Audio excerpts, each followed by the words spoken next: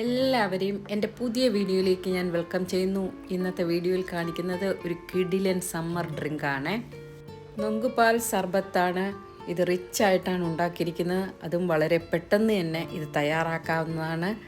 ഒത്തിരി ഗുണങ്ങളുള്ള പോഷകങ്ങളുടെ കലവറയായ നൊങ്ക് കിട്ടുകയാണെങ്കിൽ ഇതുപോലെയൊക്കെ ഒന്ന് ഉണ്ടാക്കി കുടിക്കുക. അപ്പോൾ ഈ സമ്മർ സ്പെഷ്യൽ ഡ്രിങ്ക് എങ്ങനെയാണ് ഉണ്ടാക്കുന്നതെന്ന് അറിയണ്ടേ? എന്നാൽ പിന്നെ പെട്ടെന്ന് നമുക്ക് വീഡിയോ കണ്ടാലോ. എനിക്കിവിടെ കുറച്ച് നൊങ്ക് കിട്ടിയിട്ടുണ്ട്. ഇത് നമ്മുടെ കേരളത്തിലെ നൊങ്കുമല്ല, തമിഴ്നാട്ടിലെയുമല്ല, ഇത് ഗുജറാത്തിലുള്ളതാണ്. വല്ലപ്പോഴും ഇങ്ങനെ കിട്ടാറുണ്ട് ചൂടുകാലത്ത്. ഒരു പാക്കറ്റിൽ 10-12 വരും. ഇത് കിട്ടിയപ്പോൾ ഭയങ്കര സന്തോഷമായി. പെട്ടെന്നൊരു മിൽക്ക് സർബത്ത് ഉണ്ടാക്കിയാലോ എന്ന് തോന്നി. അപ്പോൾ സർബത്തിന് വേണ്ടിയിട്ട് തൊലി പൊളിച്ചെടുക്കുകയാണ്. ഇതിൻ്റെ തൊലി പൊളിച്ചെടുക്കുന്നത് കുറച്ച് ശ്രമകരമായ ജോലിയാണ്.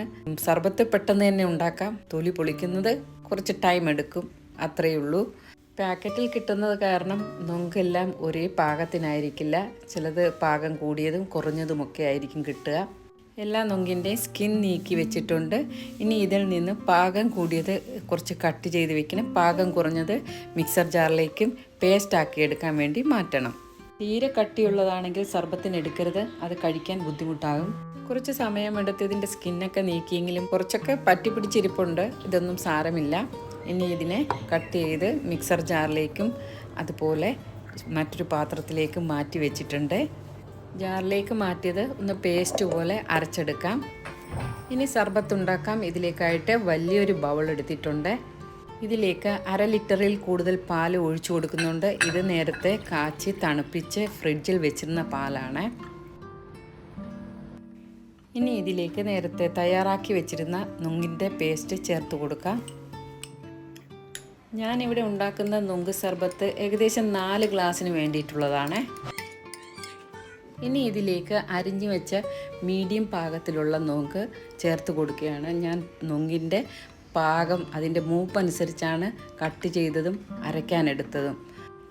ഇനി നന്നായിട്ടൊന്ന് മിക്സാക്കി കൊടുക്കണം. എന്നാലേ നൊങ്ക് പേസ്റ്റ് പാലുമായിട്ട് നല്ലതുപോലെ മിക്സ് ആവുകയുള്ളൂ. നൊങ്കിന് ഒരുപാട് ഗുണങ്ങളുണ്ട്. ഇതിൽ പൊട്ടാസ്യം വളരെ കൂടുതലായിട്ട് അടങ്ങിയിരിക്കുന്നു. അതുകൊണ്ട് ഈ ചൂടുകാലത്ത് ഏൽക്കുന്ന സൂര്യാഘാതം പോലുള്ള പ്രശ്നങ്ങൾക്ക് പരിഹാരമായിട്ടും നൊങ്ക് കൂടുതൽ കഴിക്കാം. ഇനി ഇതിലേക്ക് 2 ടേബിൾ സ്പൂൺ പഞ്ചസാര ചേർത്ത് കൊടുക്കുന്നുണ്ട്. പഞ്ചസാരയ്ക്ക് പകരം പനങ്കൽക്കണ്ട് ഉപയോഗിക്കാം. അത് ഇവിടെ കിട്ടാത്തത് കൊണ്ട് പഞ്ചസാര ഉപയോഗിക്കുന്നു. അതുപോലെ ഇതിലേക്ക് കുറച്ച് ചിയ സീഡ്സോ സബ്ജ സീഡ്സോ കുതിർത്തത് ചേർത്ത് കൊടുക്കാം.